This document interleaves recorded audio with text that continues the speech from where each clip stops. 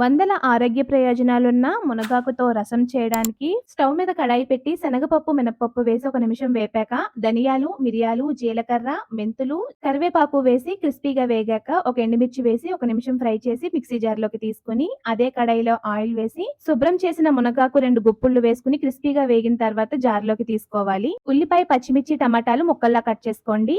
ఇప్పుడు జార్లో వెల్లుల్లి రెబ్బలు వేసి కాస్త బరకగా మిక్సీ పట్టుకోవాలి. ఈ పొడిని 2 వారాల పాటు స్టోర్ చేసుకోవచ్చు. మళ్ళీ కడాయిలో ఆయిల్ వేసి జీలకర్ర, ఆవాలు, కరివేపాకు, ఉల్లిపాయ ముక్కలు, పచ్చిమిర్చి, టమాటా ముక్కలు వేసి కలిపి మూత పెట్టి 5 నిమిషాలు మగ్గించాలి. ఇప్పుడు ఇందులో చింతపండు, నీళ్లు, పసుపు, ఉప్పు, 2 టేబుల్ స్పూన్ల మునగాకు పొడి వేసి కలిపేసుకుని మూత పెట్టి మరిగించాలి. ఇప్పుడు ఒకసారి కలిపి పావు కప్పు వరకు ఉడికించిన కందిపప్పు, కొద్దిగా బెల్లం వేసి కలిపేసి మూత కొంచెం వాలుగా పెట్టి మీడియం ఫ్లేమ్ లో 10 నిమిషాల పాటు మరిగించుకుంటే రసం రెడీ.